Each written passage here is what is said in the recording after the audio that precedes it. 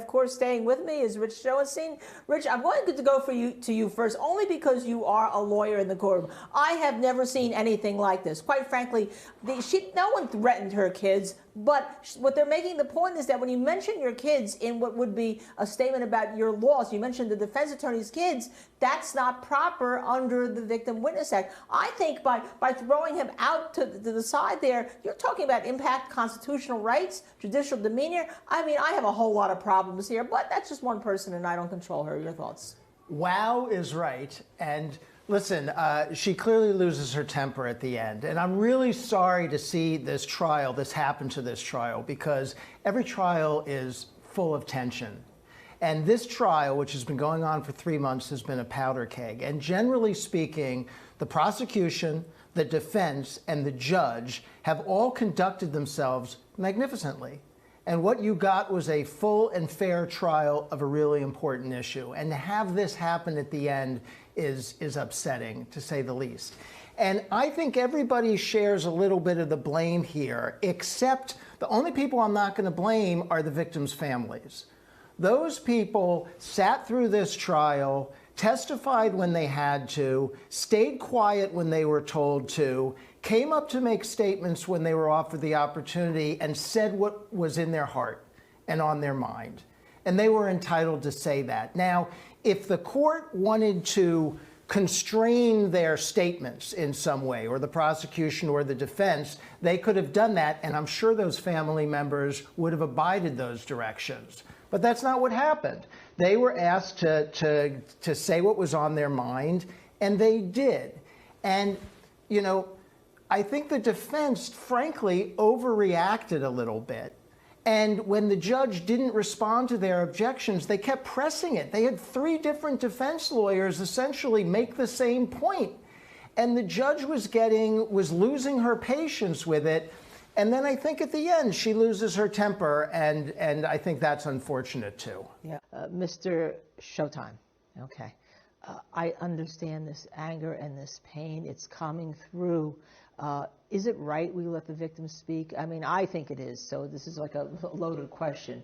But isn't this what this is for? Of course it is. It's unimaginable grief. I mean, I can't even process it. You know, I had a hard time watching this trial, like from here on my computer. So to have lived through this and then to be in this trial again, I can't even really connect with it. The purpose of these victim impact statements is usually twofold. 1, to assist the court in imposing statement, and 2, to permit the victims or the survivors to express themselves. Now, in this hearing, the first part of that is really non-existent, because we all know what the sentence is going to be. It's going to be life in prison without opportunity for parole. That was the whole point of the trial, was to decide, would it be a life sentence or would it be the death penalty? The death penalty was taken off the table by the jury. So there's really no question about it. So the only purpose of this hearing is to allow the victims to speak. And I've heard people say, well, didn't the victims get to testify? Didn't the family members get to testify? Sure, but in testimony, they were asked specific questions and they had to give specific answers. This is an opportunity for them to express themselves, what they're thinking and how they're feeling. And I frankly don't love everything they had to say, but I would never stand in the way of them having an opportunity to say it. Yeah, and with regard to these statements, I have a friend, his name is Andy Ostroy, his wife was murdered. He actually made a beautiful film about his wife, all right? He went to prison to confront the person who had killed her, all right? Actually went to prison in front of the person who had killed her and talked to him in person, and even years later, it welled up. But his closure, if there is such a thing, was talking about his wife. What are your thoughts about something like that for these victims here? I think that's part of the point of these victim impact statements. We were differentiating them a while ago from testimony. When you're testifying at trial, you're answering questions and giving facts. This form allows these people to confront the defendant directly and say something to him about what he's done to them and their loved ones and the community, as this last victim did so eloquently. And that's part of it, being able to address the defendant directly. I don't think it can completely bring closure. I mean, how can you get closure to something like this? I don't even think it's possible. What these family members have done over and over in this trial is heroically represent the deceased and those that were shot themselves. They've made us remember those people. They've told their stories.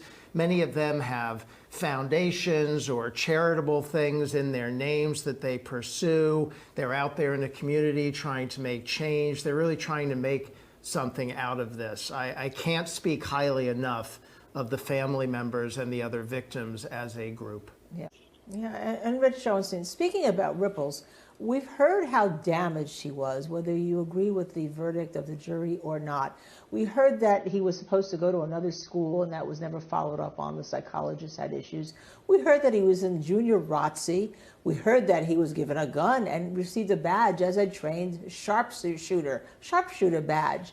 The ripple effect. Talk to me about the ripple effect there, because it's more than just the victims. It's all the people that let this happen along these so many years, isn't it?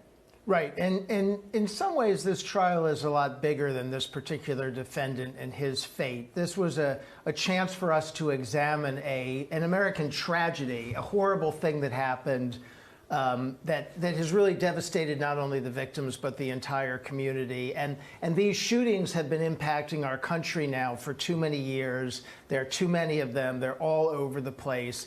And so examining what happened here is an opportunity to consider what we could do better. Should there be more security at school? Should there be more attention to warning signs? Should there be more impediments to access to weapons, particularly automatic weapons like the one that were used here?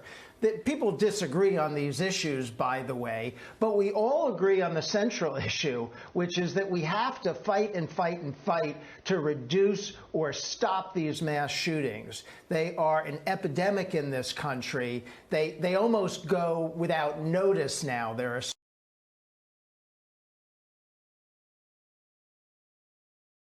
so many of them.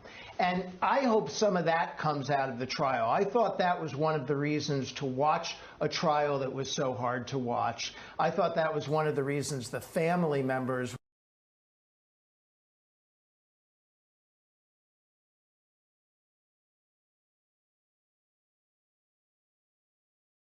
wanted us to pay attention. And that's how we would really honor the victims here, is to use their experience and to use this story to find a way to fight back.